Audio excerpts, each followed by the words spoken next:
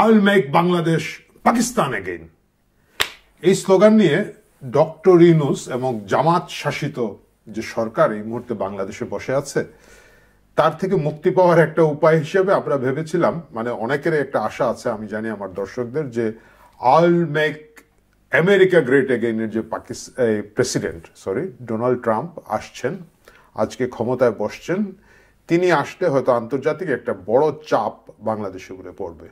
প্রিয় দর্শক, আজকে আমরা আলোচনা করব ট্রাম্পের শপথ গ্রহণের পরবর্তীতে যা ঘটনাগুলো ঘটবে এটার সাথে বাংলাদেশের রাজনৈতিক বাস্তবতা পরিবর্তন হওয়ার কতটুকু সম্ভাবনা আছে। যদিও আমরা সকলেই বলি আমরা স্বাধীন সার্বভৌম রাষ্ট্র, কিন্তু আমরা আমাদের দেশের রাজনীতিতে আমরা বিশ্বাস করি, কতটুকু সত্য মিথ্যা এটা তো অন্য আলাপ, যে মার্কিন যুক্তরাষ্ট্রের এবং ইন্ডিয়ার একটা শক্ত ভূমিকা আছে। এই দেশের গুটি চালাচালি যত হয়, ক্ষমতার পট পরিবর্তন যতবারই ঘটেছে, এই দুটো দেশ বিশেষ করে, অন্যান্য অনেকগুলো দেশ এখানে খেলে, পাকিস্তান খেলে, এখানে আইএসআই অপারেশন আছে, রয়ের পাশাপাশি অন্যান্য আরো অনেকগুলো দেশ খেলে, চায়নার হয়তো একটা স্টেক আছে, কিন্তু মূলত আমাদের এখানে আমেরিকা এবং ভারত এক ধরনের বড় গেম প্লেয়ার।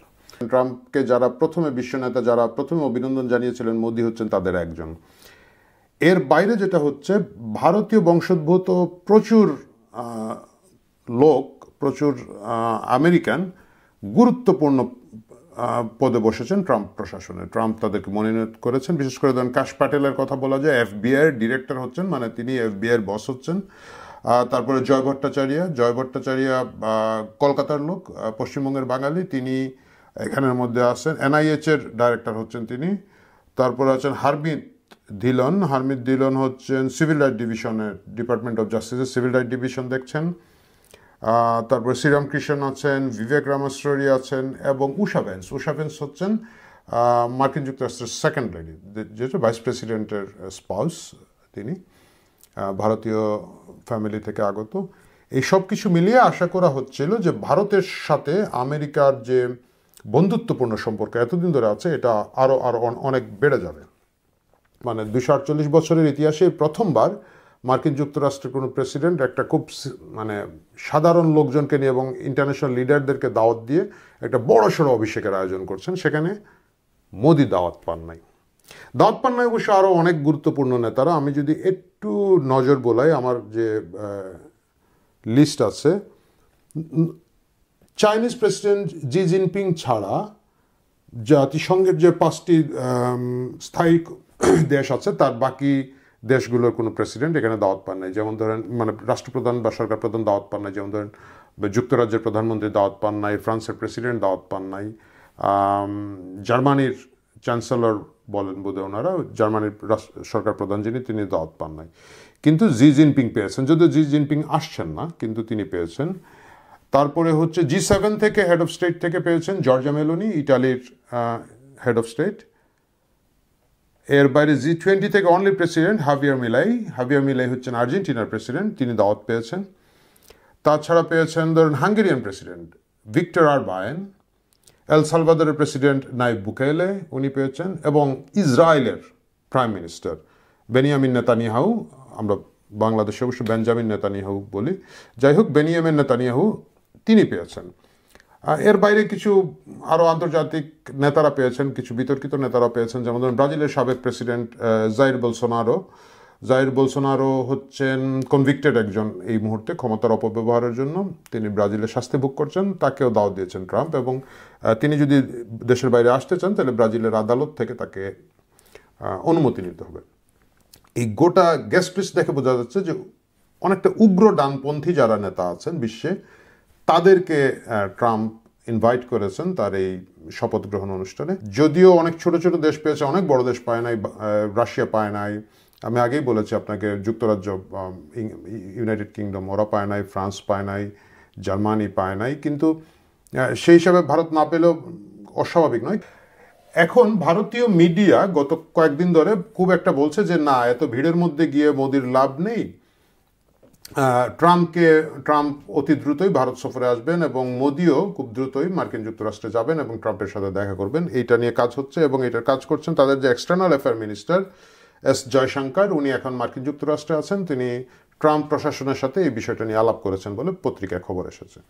তো যাই হোক, আমরা মূল আলোচনায় চলে যাই। যদি এই অবস্থা হয়ে থাকে, মার্কিন যুক্তরাষ্ট্রের ট্রাম্প প্রশাসনের সাথে যদি মোদির সম্পর্ক সেই লেভেলের উষ্ণ না থাকে, বাংলাদেশের প্রায়োরিটিটা অনেক পিছিয়ে যাবে। এটা একেবারে বাস্তব ঘটনা, এটা অস্বীকার করার কিছু নেই। কারণ বাংলাদেশ তো ভারতের কাছে প্রথম প্রায়োরিটি না, ভারতের কাছে ভারত হচ্ছে প্রথম প্রায়োরিটি। এবং এই মুহূর্তে জো বাইডেন প্রশাসন যেভাবে বাংলাদেশে খেলছে, এই খেলাটা ট্রাম্প কন্টিনিউ রাখবেন না যদি ভারত তাকে কনভিন্স করতে পারে যে তুমি আমি একসাথে। এখানে একটা ঘটনা কিন্তু আছে। এটা হচ্ছে মানে এতটুকু যা বললাম এটা হচ্ছে অনেকটাই একটা দৃশ্য। আমরা যদি ঠিক উল্টো দিকে যাই, আমরা দেখব মার্কিন রাষ্ট্রদূত যিনি এই মুহূর্তে ভারতে আছেন, তিনি গত কয়েকদিন আগে একটা ইন্টারভিউ দিয়েছেন। সেই ইন্টারভিউতে তিনি কিন্তু বাংলাদেশ বিষয়ে বলেছেন যে মার্কিন যুক্তরাষ্ট্র এবং ভারত একসাথে বাংলাদেশে গণতন্ত্র, মানবাধিকার, মানে যা যা ব্লা ওরা বলে থাকেন সেইগুলার বিষয়ে একমত। এই যে একসাথে একমত, ভালো চাই, আগ্রহী, ইটস এ সিগনিফিক্যান্ট সিগনাল। এটা একটা সিগনিফিক্যান্ট সিগনাল। এর বাইরে আমরা জানি যে মার্কিন যুক্তরাষ্ট্রের আমেরিকার যে রাষ্ট্রদূত বাংলাদেশে আসার কথা ছিল তিনি আসেন নাই, তার জায়গায় আরেকজনকে ভারপ্রাপ্ত হিসেবে পাঠানো হয়েছে। তিনি কাজ করছেন। তিনি আবার খুব সম্ভবত গতকালকে সরকারের একটা উচ্চ পর্যায়ের বৈঠকে বেরিয়ে সাংবাদিকদের সাথে কথা বলে নেয়। আমরা দেখেছি যে ওয়েস্টার্ন কান্ট্রির অ্যাম্বাসেডারগুলো বাংলাদেশে আসলে একদম খুব ভিভিআইপি ট্রিটমেন্ট পায় এবং সাংবাদিকদের সামনে কথা বলতে খুব পছন্দ করে। তিনি কথা বলেন নাই। এই জায়গাটা মিলিয়ে একটা টেনশন আছে যে ভারতের চোখেই দেখুক বা মার্কিন যুক্তরাষ্ট্র নিজের মতো করে ইভালুয়েট করে থাকুক, বাংলাদেশের সিনারিও নিয়ে তারা উদ্বিগ্ন। এখানে সবচাইতে মানে অ্যাকিলিস হিল যদি আমি বলি, যে জায়গাটায় আটকে গেছে, এটা হচ্ছে ডক্টর ইউনূসের একটা বিশ্ব ইমেজ হচ্ছে তিনি শান্তির পক্ষে, মানবাধিকারের পক্ষে, গণতন্ত্রের পক্ষে থাকবেন, কিন্তু তার সরকার আসার পরে যেটা দেখা গেছে যে তিনি আসলে তা নয়। মানে একটা চূড়ান্ত সাম্প্রদায়িক একটা লোক, যারা সাম্প্রদায়িক দাঙ্গাকে উস্কে দিচ্ছে, চিন্ময় প্রভুর জামিন কোনো কারণ ছাড়াই বাদ দিচ্ছে, রাস্তাঘাটে মব ঘুরে বেড়াচ্ছে, রেস্টুরেন্টগুলো গিয়ে চাপ দিচ্ছে তোকে গরু জবাই করতে হবে, গরু বিক্রি করতে হবে। মানে একটা সাধারণ রেস্টুরেন্ট সে চাইলে উটের মাংস বিক্রি করবে, আপনার কি? কিন্তু সেটা হচ্ছে। এবং এই যে মব ভায়োলেন্স হচ্ছে, পত্রিকাগুলোর সামনে গরু জবাই করা এবং ইচ্ছাকৃতভাবে জিনিসটাকে একটা বাংলাদেশকে একটা ইসলামী উগ্রবাদী দেশ হিসাবে চিহ্নিত করার যে চেষ্টা ডক্টর ইউনূসের সরাসরি মদদে, তিনি না, বাট তার যে চেলাচামুন্ডার আছে সরকারে, এদের মদদে, এটা সবগুলো এদের লোক করছেন। এইটা একটা অ্যাকিলিস হিল হিসাবে আছে। এইটা একটা বিপজ্জনক পরিস্থিতিতে আছে। আপনারা জানেন যে এই জিনিসটা নিয়ে কিছুদিন আগে জনি মুর অনেকটা আধ্যাত্মিক পরামর্শক বলা যেতে পারে, ট্রাম্পের একসময় আধ্যাত্মিক পরামর্শক ছিলেন, এবং তিনি ওইখানে যেটা বলেছেন যে বাংলাদেশের এই বিষয়টা নিয়ে তারা খুব উদ্বিগ্ন, এবং বাংলাদেশের former speaker Trump wants Bangladesh on atrocities against minorities, মানে এই জায়গাটা তারা পরিষ্কার করেছেন। এই সব কিছু মিলিয়ে যদি বাংলাদেশে এইভাবে মানবাধিকার লঙ্ঘন হতে থাকে, এইভাবে যদি অন্যায় অবিচার চলতেই থাকে, মব ভায়োলেন্স চলতেই থাকে, সেক্ষেত্রে মার্কিন যুক্তরাষ্ট্র হয়তো ভারতীয় মানে যে ভার্সন আছে সেই ভার্সনের উপরে ভর করবে এবং ইভেনচুয়ালি ডক্টর ইউনূসকে এবং তার সরকারকে খুব মানে অপমানজনকভাবে বিদায় নিতে হবে।